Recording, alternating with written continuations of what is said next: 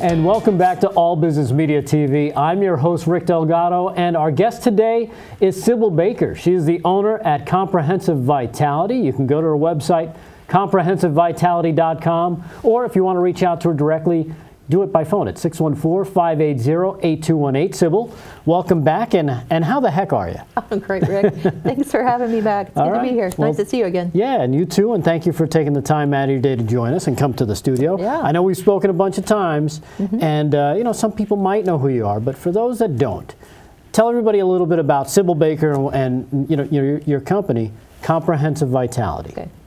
So my company, Comprehensive Vitality, has been around for about 3 years, and it came out of a place where I discovered that, to my awareness, my surprise actually, that people really haven't been taking care of themselves the way I thought people were.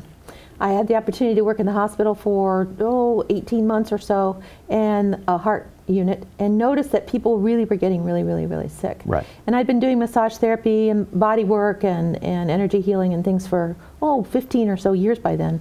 And I saw people that had problems of age, right. You know, joint problems, back problems, neck problems, stress problems.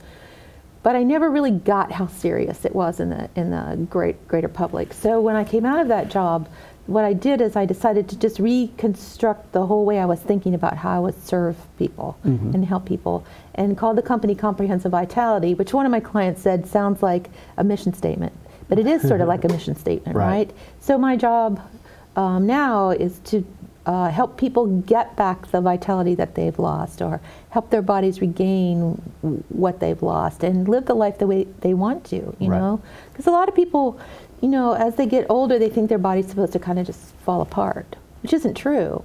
Our bodies are made to regenerate themselves. So when we properly maintain them, then we don't have to have knee replacements and joint replacements and things like that, maybe, right? There are things that do create that. But as a whole, we're not supposed to fall apart when we get to whatever age people think they should start falling apart at.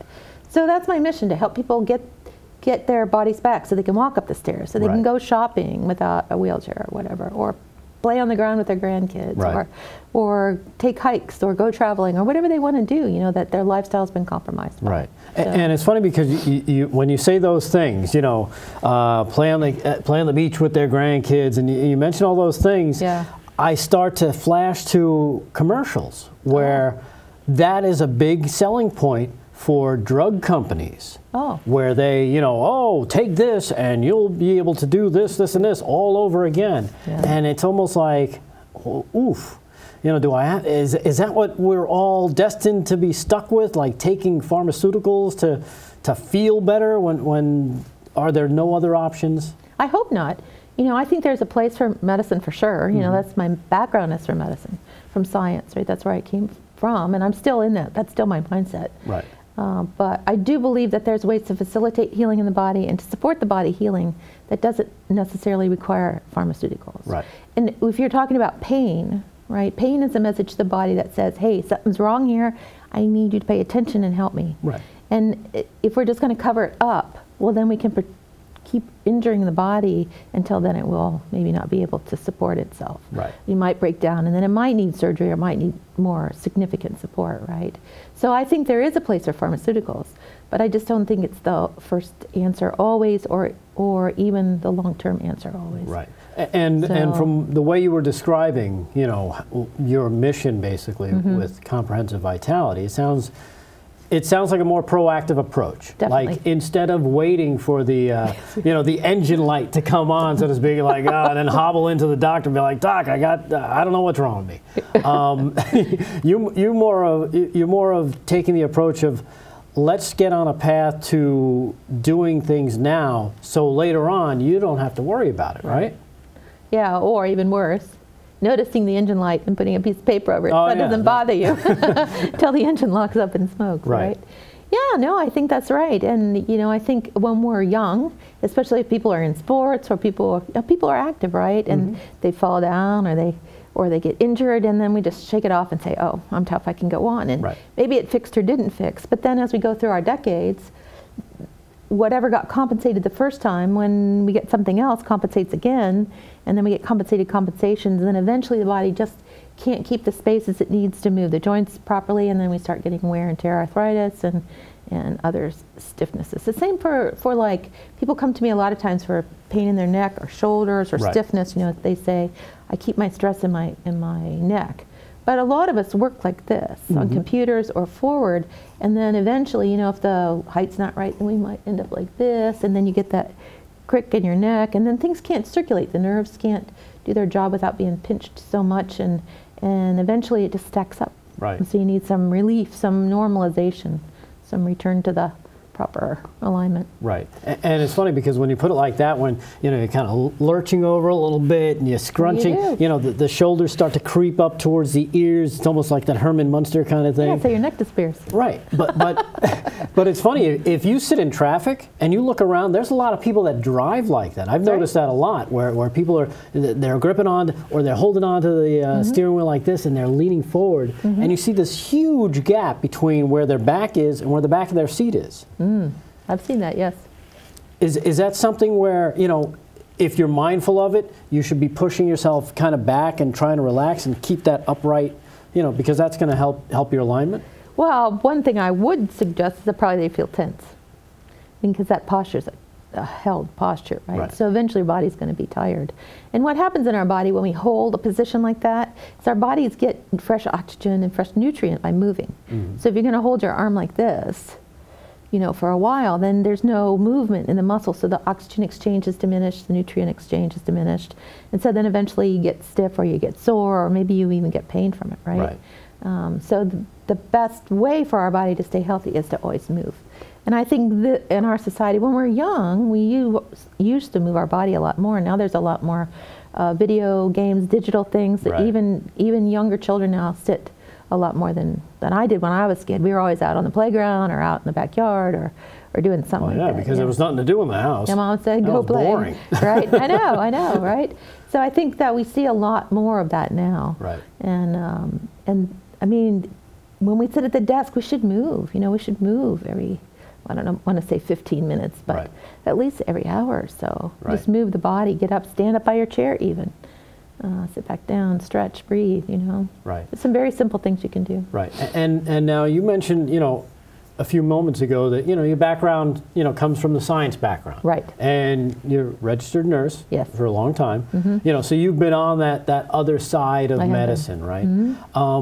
How did you end up doing what you're doing now? Oh, because it was a big trick. How'd you pull it off? How'd I pull it off? It wasn't my trick. It was another person's trick. But anyway, so yeah, it's an interesting story, right? Because I've always been attracted to sciences. I've always been in the sciences. I like figuring things out. I like the regularity of it. I like how you can know one thing, follow the path of it, and apply it other places. I really love that. I just like that. And I'm very curious. I really like inquiry. So science is very good at inquiry too, right? So you're analytical. Some people would say that. But so anyway, so how I got into what I do now was as a labor and delivery clinical nurse specialist and high-risk pregnancies clinical nurse specialist. All the high-risk pregnancies we put on bed rest, you know, whether they're for preterm labor or whatever the complication was.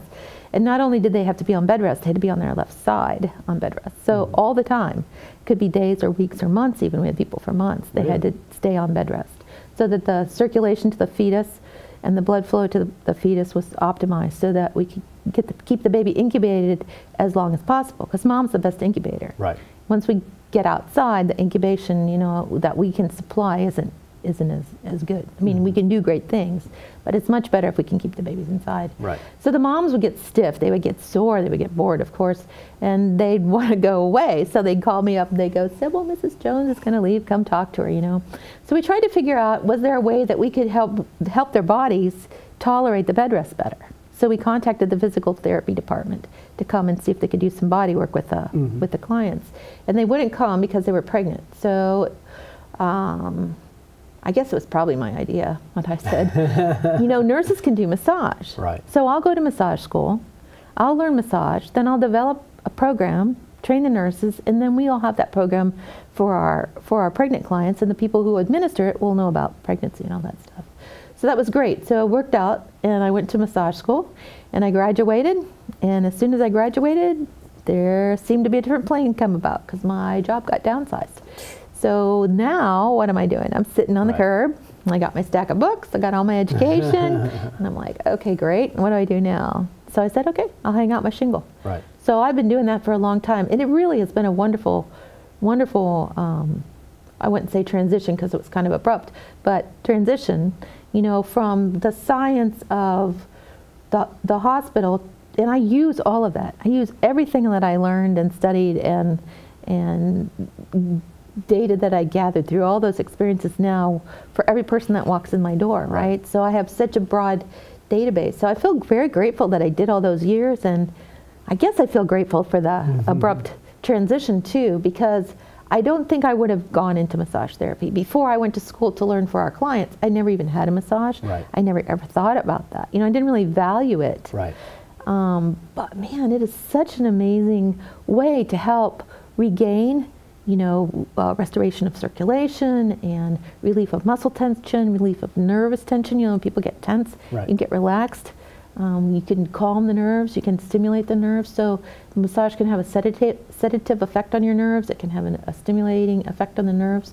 So it can invigorate you or it can calm you. It's just really, really, really much more than I ever imagined when I first walked through the door the first day of class, right? It seems that way because, again, you know, you're coming from the traditional, you know, medicine side where it's you do this, you go to the doctor, they give you pills, you go home. You do this, you go to the doctor, you know, and it's that whole circle of what people are mostly used to in this country. But now I guess from your angle, you're coming at it from, okay, I already know all this, and your eyes are kind of opening to other, I guess, avenues of ways to actually help people where you don't have to do the same thing like you've been doing for the last 20 years. No, I would say possibility is a good word, right? So the possibilities, right? Our body is amazing. It can heal itself. Right. But sometimes it gets stuck. And it gets stuck because of different reasons. One of the reasons is because the environment we live in is toxic. Yeah. I mean, the air we breathe, the water we drink, the earth we stand on, you know, we as humans have polluted those aspects of Mother Earth for a long time now. And so when we eat the foods with toxins or drink the water or breathe the air, our body, which does regenerate itself continuously, gets behind. Right. And so then we start seeing some of the effects of that when we can't have total refresh like we used to, right? So this can help in that way. And then I just think our lifestyle, if you look back to the lifestyle when it was more agricultural, let's just say, right? And now that part of life seems less, at least from my perspective. A lot of people live in cities and work 9 to 5 jobs or 9 to 12 jobs, or, you know, 8 hours a day, 10 hours a day, 12 hours a day, 16-hour a day drives. They don't leave it at work. They take it home with them as well. Right, and then everything's digital, you know, on the TV and the phones and all that. So people are always like this. You know, we have a new illness now. It's from the thumbs of all the people doing their thumbs on cell phones, right? So I just think that the whole practice of life has changed in this country, anyways, at least where I live, and I think maybe in New York too. You know, it seems to be a lot of hustle and bustle in New York City. So, you know, if you have to drive like this, that's not very relaxed, right? And if you're driving like that for an hour, hour and a half, stuck, you know, going 2 miles an hour, that can be stressful on the body. It stacks up, right? So you have to have a way to relieve it, and a way to refresh it. So now, what are some of the other things you do? Because you mentioned the massage. That was the first thing you learned, right? But over the course of the last, you know, however many years you've been, you know, doing this, excised from the other place, from the hospital, you've been learning a bunch of other things that you can use, right? Yeah, because when I went to massage school, we learned Swedish. And Swedish is very good, but it's often called relaxation response massage. So it moves the fluid, it moves the blood, it moves the lymph, it enhances the functions of the skin. The skin's your largest organ. It has a lot of very important functions. So it's very good, but what I saw people coming to me for was for injury, right?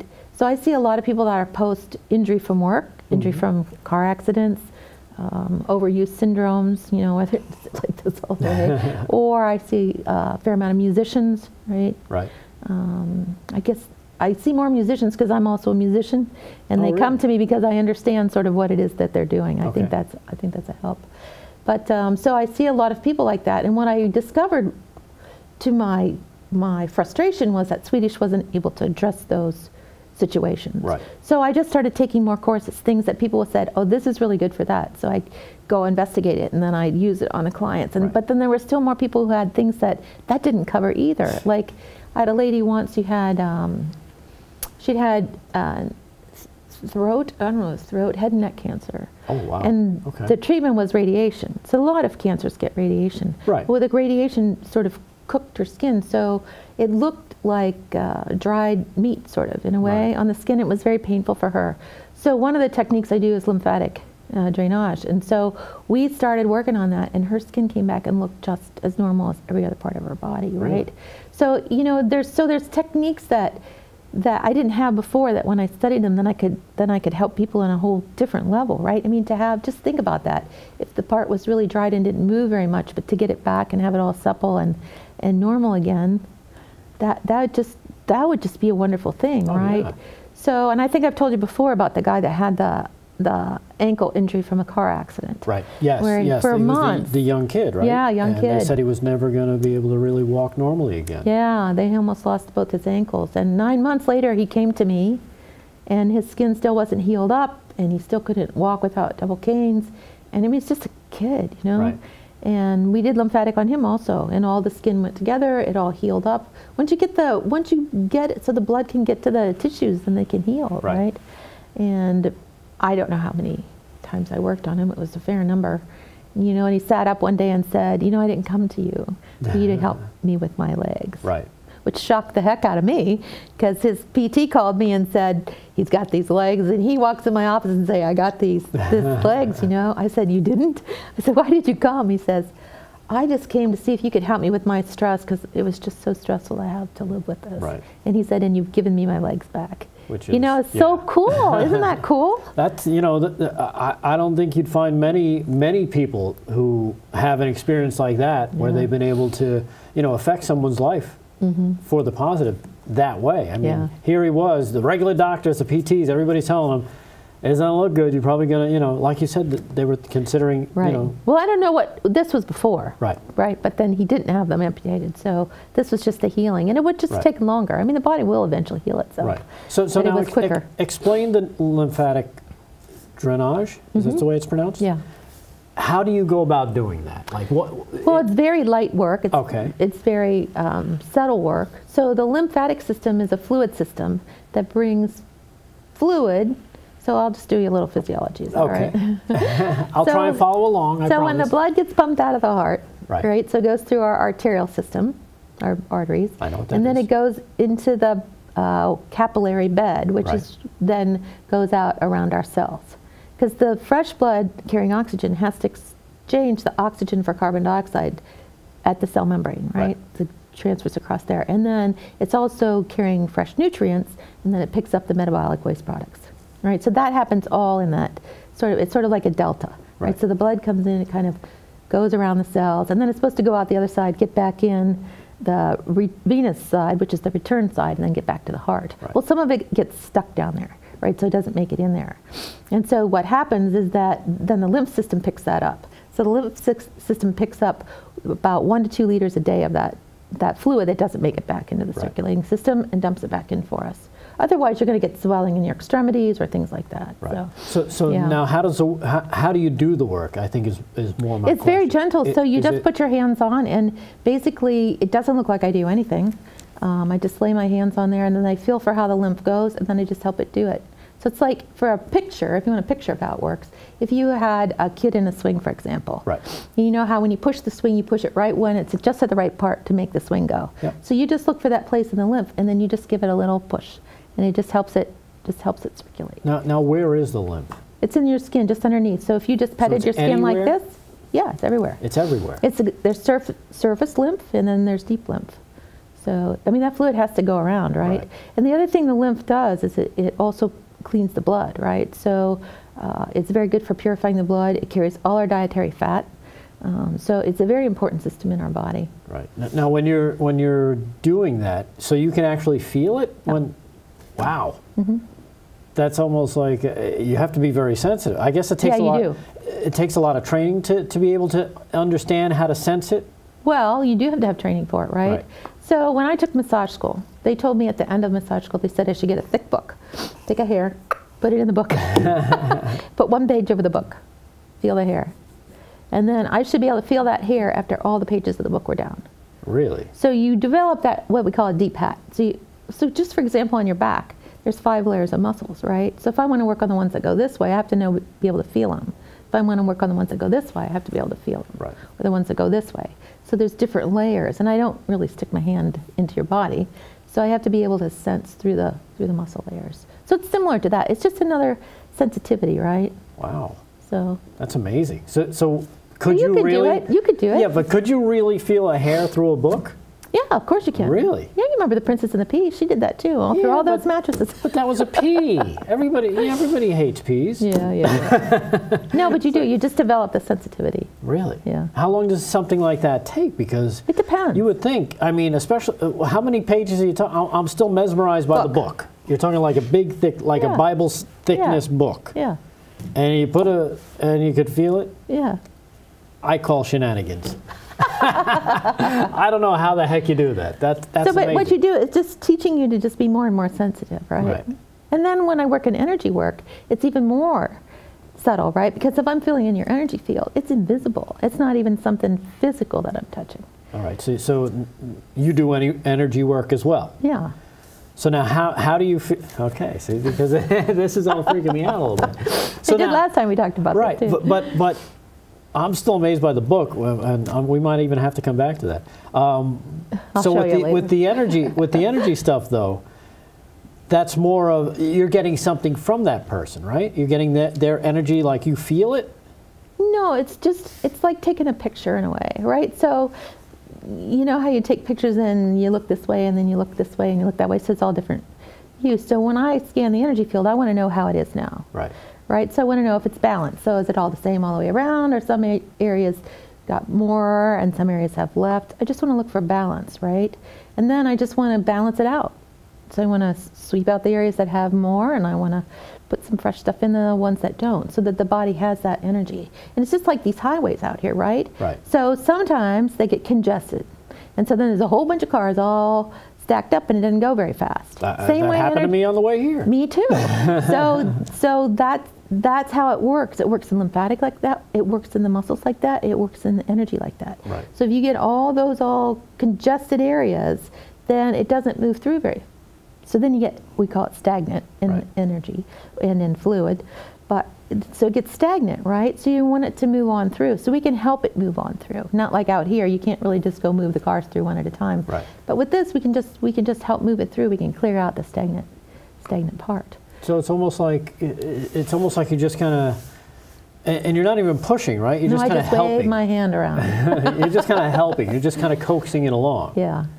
That's kind of cool. I'm still on the book thing. I still can't understand how you can feel a hair through a book. You can do it too. All right. I'll believe you because we'll do a test. Obviously, you can report back next time. Well, obviously, I mean, you've had success. Yeah. You know, a lot of success with helping people. You know, take the kid with the feet, for instance. Mm-hmm. I mean, that's again that one just kind of makes you go, okay, yeah, it's worth doing what you're doing, because that's the payback right there. Seeing how you affected this person who everybody kind of said, well, you're kind of stuck like this. Well, I don't know that they gave him hopelessness, but it was very slow for him. Right. And I think he had lost hope, I think. Right. You know, because he was young. You know, when you're young, you want to be vigorous. You want to go out and do what you used to do. And you think you can take on the world, and then all of a sudden something like that happens, and you kind of start questioning. It's like, oh, well, maybe this is my lot in life, kind of thing. Well, thankfully for him, he found you. I know. I was really grateful to be able to serve him like that. You know, it's hard for me to watch people suffer.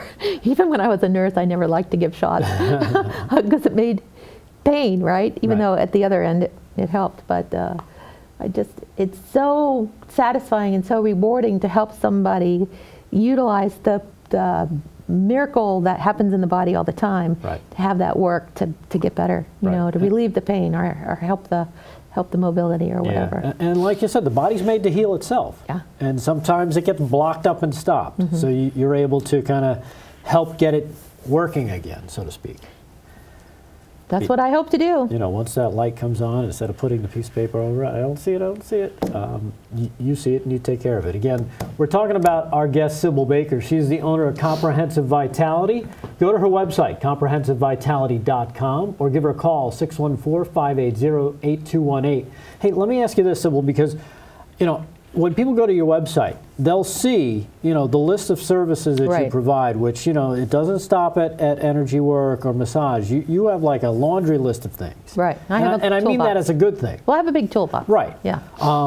That, you know, you can, depending on what the person is dealing with, you can say, okay, you know what, this might be a better option, and be able to, you know, give them that option and help them, you know, using that particular modality, right? Right. One of which is one that is, I guess you really have to be, there's not many people that are doing this, right? And it's called muscle release therapy. Correct. So is that like a massage, or is that something, is it completely different? Is it a mix of something? Why is it so, you know, up here, it seems like, in terms of, you know, okay, not many people do it, and there's a lot that goes into it, I guess, right? Well, I just had an instance actually a week ago where someone got a massage as a gift certificate. Okay. They wanted to, come in for the massage, and I said, well, it's not going to be like what you're used to. You know, I'm not going to use oils and things like that. Right. And he wasn't quite so sure that's what he wanted to do, but what the muscle release therapy does that's so wonderful, what I really like about it, and it's a modality that was developed by Dennis Gibbons, who's a massage therapist, and he teaches the classes. And what I love about it is that when we have an injury, for example, say you fell on the ice. I mean, there was some ice around last week. People were falling down all over, right? Skating down the sidewalk. So when you fall, you know, usually you rotate at some level because you're trying to save yourself from falling, and you go down. So you've got a rotation, you've got an impact, and then who knows what else, because you probably don't remember because it was so fast, right? And so then you try to recover from that, right? So if you don't completely, and you go on and you get that compensation, then you get a whole bunch of them piled up. But what the muscle release can do is, if you know how the muscle's supposed to work, right? But it's compensated. Say you've got your hamstrings, for example, which are in the back of your leg, and they're supposed to all be pulling together to bend your knee. That's their job, right? To bend your knee. So say only the right side of them is working, the left side's not working anymore, because when you went down, something happened that this side isn't working now. So only the right side's kind of pulling on them. Well, over time, that's going to put stress on the ones that are working, right? And then something else is going to have to pick up the slack and help balance that out, right? So usually it'll go up into the hips or the back or something like that. So then over time, then you're going to notice some things, right? So what this would do is you use the muscle where it inserts and it originates, and you engage the brain, which is the part that tells it to contract or relax, right? And you reassociate them in a way. So say, for example, you were talking about high school earlier. So say you had some friends in high school, right? And you hadn't seen them for 10 or 20 years even, right? And so then you went to a reunion or something and you saw them again, and you go, oh yeah, let me think. Rick Delgado, do I remember you?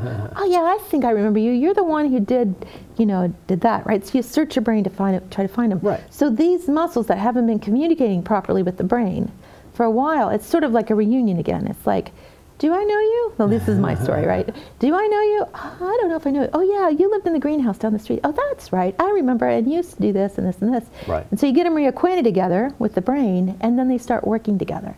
And then that rebalances that whole gait.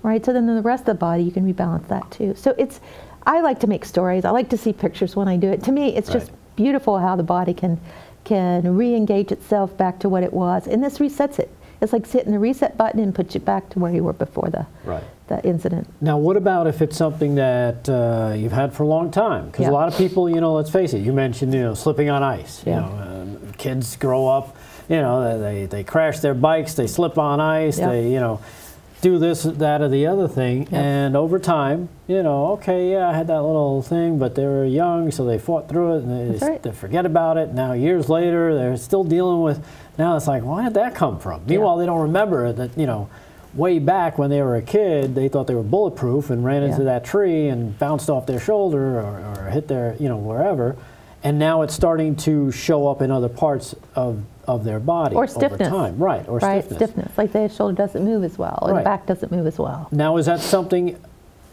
that takes a long time to readjust? Like it depends. Okay. So it depends, right? So if it's been a really long time, say 50 years, I haven't had a 50-year-old injury yet reverse on the first time. Okay. But I've had a 25-year-old injury reverse on the first time, right? So it just depends. It depends on what's stuck. Right. And how it'll remember, and then how many other parts are also involved in the compensation. Right. Right. So if it's a lower extremity, I've found it takes a few more times. Like upper extremities, sometimes they'll go right back. Okay. It just individual, right? It just depends on what happened and what it is. But the interesting thing is, I never knew I would know this. So when I feel muscle, I can almost tell what happened to them. Oh, really? Which I never knew I would be able to know that, right? I'm like, how did this happen? It feels like this is what happened. Right. Oh, that's what I did. And it's just amazing to me that you can tell that. So the body really will give you the answer to what happened to it when you just access it, It's really very interesting. See, now I want to pop my foot up there. Oh, is it your foot? Okay. And say, you know what? Check my ankle. Tell me what you feel. Because over the course of, I used to be a runner, so I twisted my right ankle a lot. Well, then we should look at it. And it was one of those things where, when you're young, you do it the first time, it bounces back pretty quick because, it was first time and it bounced back. Then it happened again, and you're just like, and then you find out, okay, you're supposed to keep moving on it to keep it from swelling up. Oh, yeah. It's like, okay, well, that makes sense. And, you ice it and you do whatever. But that always falls to the boy's side because you think you can power through. And then years later, you step on a crack in the road and whomp, you're on your butt. Okay, so I promise you, if we ever do any of these where we have it on table, we'll put you up there first. Okay. So take a look at your foot. I won't put my foot up there right now. Okay. Okay. Well, unless you want to pop up on here. No, that's okay, because that would look weird. It would be interesting. It would be. But with stuff like that, so you can really kind of get a sense of what type of thing happened to the body tells you, right? So it's just how the muscles would go a certain way, and if they don't go that way, then they go another way, and you can sort of deduce. I mean, I've lived a couple of days in this life. I've done some things. I've had my own spills and things, and if you're turning this way and the body's stuck that way, you can feel it stuck that way. So. Okay. Now what about people that suffer from, because I know, again, on your website, comprehensivevitality.com, one of the things you list is brain work. Yes. Now, what does that encompass? That sounds like a big, kind of a big group. It's like brain work. Oh my, so many things. I should probably say it that differently. However, when I started in the lymphatic, Bruno Chickley, who's the founder of the lymphatic work that I do, had, all these levels of lymphatic, which I went through. I just really appreciate the power of the lymphatic work and them things that can happen because of it. And without the lymph system working, it's like we'll back up all those toxins and things, and it won't be healthy for us. But after he got through a certain place, he started asking questions about the brain. And there's a lot of people that have strokes or injury in the brain and things like that. And then there's a lot of sequelae that come. So they can't stand up with their eyes closed because they lose their balance, or they can't even dress without falling over, right? Or they can't think right, or they have irritability, or all these brain injury kind of things. So he worked with the brain and the structures in the brain to balance those out, reconnect the things that got jarred off and things like that. So it's just been very satisfying. I had a guy come to me for stroke for those very balance reasons. He couldn't take a shower with his eyes closed without falling over in the shower, and he couldn't put his pants on without falling over. He couldn't put one leg in and the other leg in without falling over. Right. So a friend of his told him about me, and he came in and we did the balancing work, and he could do them both just after one treatment. Right. So it's just amazing, if we could just put this into the neuroscience rehab kind of things, I would love to do some research with that work with the recovering stroke victims or other brain injury people and see if we could get their quality back quicker. Right. Now, have you ever worked on somebody, trying to think of Parkinson's, like somebody like Michael J. Fox and Muhammad Ali suffered from that kind of. I've worked with Parkinson's actually with more at the energy work. Oh yeah. Yes, I had a woman come to me once. She had 12 years of Parkinson's, and she had quite a tremor, And in the product healing, there's a protocol for Parkinson's. Is there? So we did the treatment and the tremor was gone, which I didn't know after 12 years if it could just disappear like that, right? So that was pretty amazing. Right. But I don't have an extended experience with Parkinson's. But you can, if somebody comes to you, you can work with that. Certainly. I'd be delighted to help people, because that's an illness that really can cost people a lot of debility, I guess that would be the word. Well, yeah, I mean, it just, you know, it kind of changes everything, so to speak. Mm-hmm. So with this particular person, so was it on the level of what we've seen, like from some of those celebrities, where now they're out of the public eye because they really can't do anything without medication, and it's very noticeable? Well, she'd had it for 12 years. Right. So when she had a significant tremor, she came out to see me, so she wasn't totally in, and she's not a public figure, so I really don't know how to answer that question. No, I just mean in terms of the severity, I guess, really. She could talk. Mm-hmm. She could walk. I still don't know how to answer the question. Right. I guess because, you know, from, you know, what you see from, say, a Michael J. Fox, it's very, you know, your heart breaks when you see him struggling to just try and make a sentence, and he's trying to explain anything, and his, you know, he's all over the place, it seems like. So she wasn't that severe. She wasn't that severe, no. But you were able to kind of clear that out. Mostly what she had was tremor. Okay. So that's different than what I guess he's showing, because I just don't know much about it in terms of. I can't speak to the details. Sorry. Okay. All right. I know you want me to, but I can't. I was just wondering because it's stuff like that where, you know, people don't realize that stuff that you can do might be an option for you. Yeah, if you come in, I'll do the best of all the things I know to see what we can do to support that healing. Now, what about concussions? Because I know concussions are a big thing. Concussions are best treated immediately, right? So energetically, we can do it immediately. We can just help the concussion, and my goal for that healing is to keep the brain from swelling. Right. Because the most injury comes from the brain swelling, because it's in a tight little box, and that's called the skull. And so if it gets too swollen, then the skull puts pressure on it, and then that's when you get the morbidity from it. Right.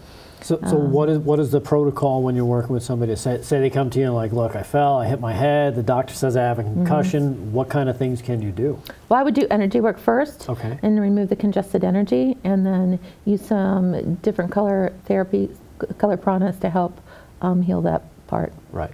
And then after, I won't ever work physically with a fresh brain injury. So they'd have to be stable. I'd have to be stable to do physically. But then we go take a look and see what happened and balance out the bony structures.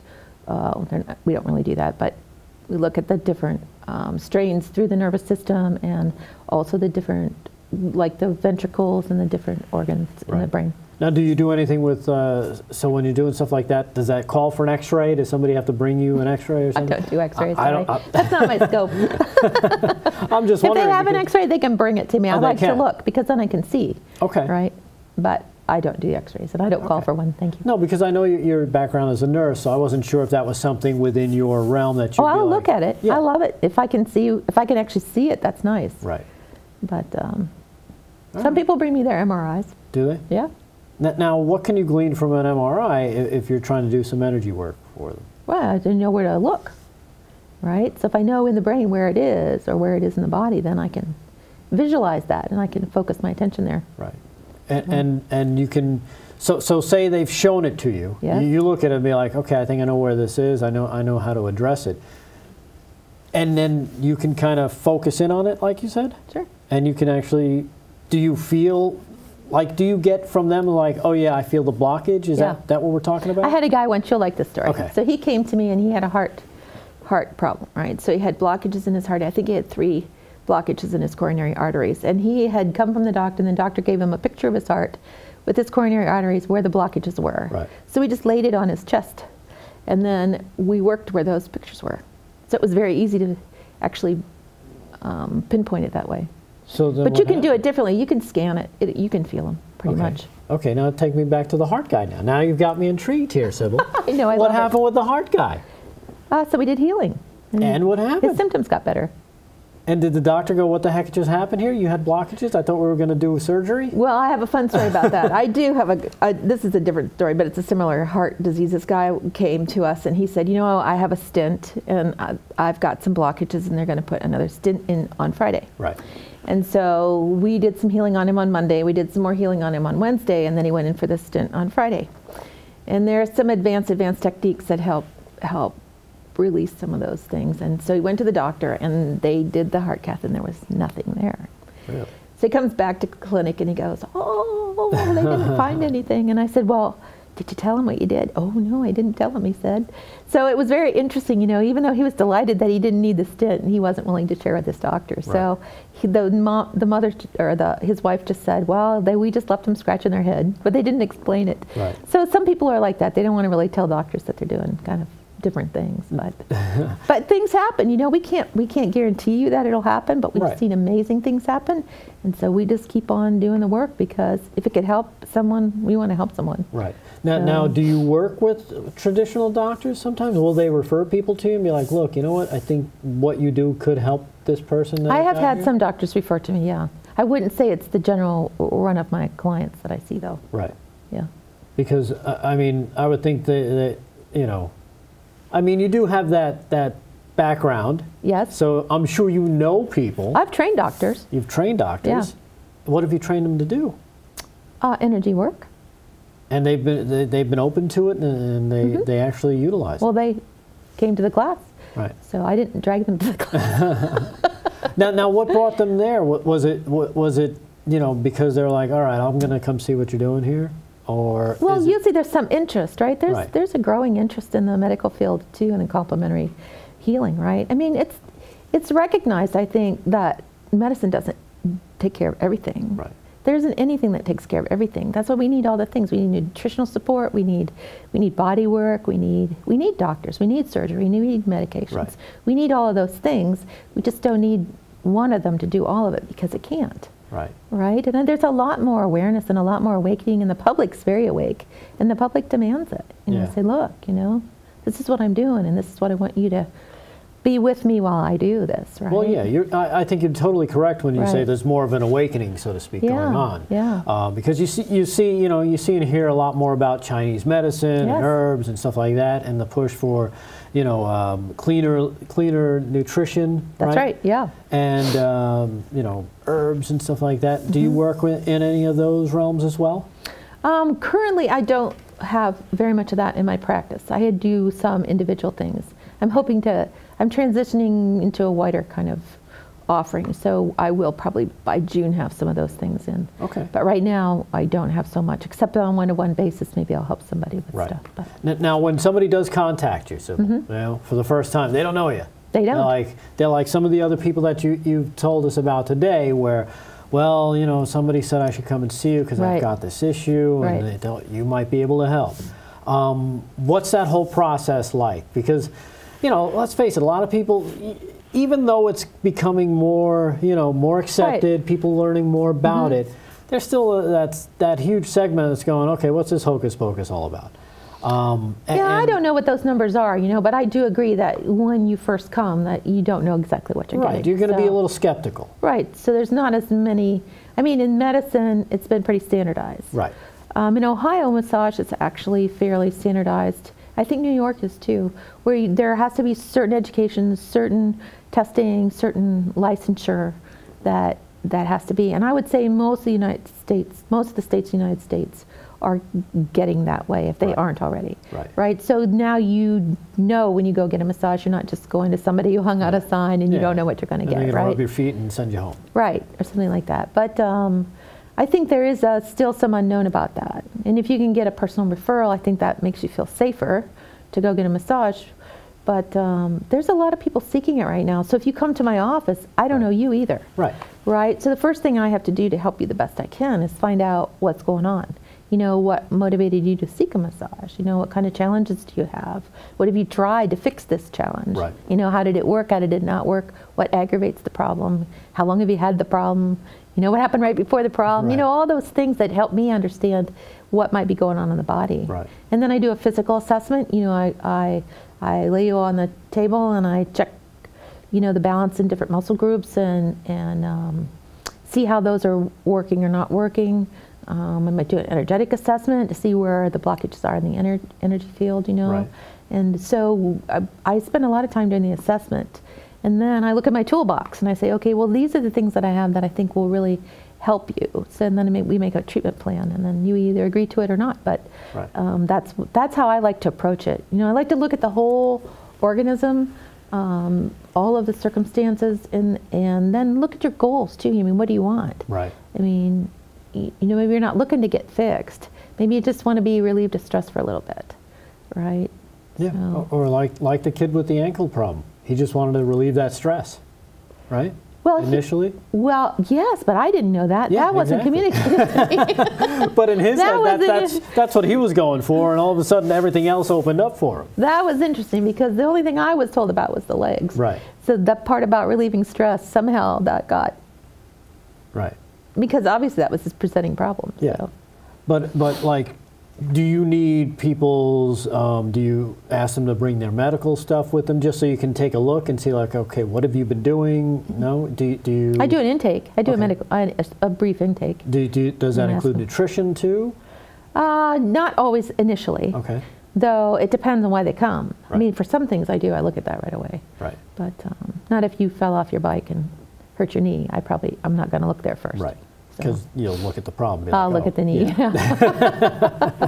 I see where the problem is. Yeah, it's all scraped up. Now, what are some of the other things that you can help people with? What about, like, you know, stress, lower back issues? Because you know, let's face it, stress and anxiety are two of the biggies. Right. Yeah, stress and anxiety are.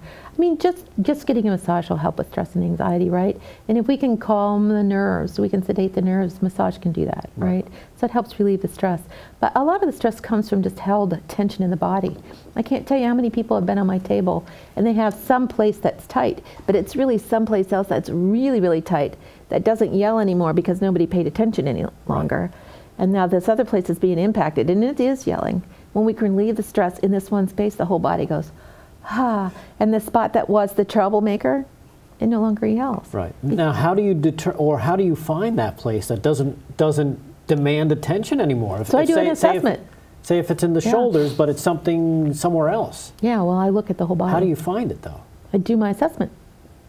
So I check how everything's balanced or not balanced. And do you say, oh, you know what, I've noticed here, and all of a sudden do they have a recall, like, oh yeah, I guess I fell down, I guess, oh, that was 18 years ago I fell on that part of my... Something like that. I'll say, you know, boy, this part seems pretty tight or dense or stuck or whatever word I feel like it is. And I'll say, oh, you know, I had blah, blah, blah. Yeah, they'll remember, they'll tell me. That's amazing. Or if they don't, sometimes while we're working, they'll say, oh, you know what, I remember now, you know, I had blah, blah, blah, blah, blah. So. Yeah, see, that's the thing. A lot of people, I think, they get caught up in what's the immediate pain and don't realize that it's actually stemming from something else that could be completely unrelated, right? It could, yeah, it could be. It doesn't necessarily have to be, but it could be. Right. Because our body really is all related, right? So what happens at your big toe is related to the top of your head, too. Man, I slam my big toe and I'm screaming out of my mouth. Yeah, well, there is that too. There is that part too. But I can't tell you, many times I work on people and they said, I know you're working on my shoulder, but I feel it down on my foot. Right. Right. So we're all connected by nerves, we're connected by fluid systems, we're connected by tissue systems, you know, the whole fascial system is connected, it's continuous through the body. So now what about people that have like a specific muscle strain? Or something like that. Like what you did with your ankle? Well, yeah. Or you know, like you were mentioning earlier with the hamstring. You see athletes all the time. They pull up lame, you know, running or something from a hamstring injury. Yeah, so we just balance it. And how long does that take to? It would take that long. Really? It would take longer. But I mean, in terms of them getting back to full use. It depends, right? Okay. So it depends if it's a chronic or if it's just a one-time. Right. Right. So it's all relative. It's all relative to what caused it and what happened before. Right. Right? So say somebody's playing softball.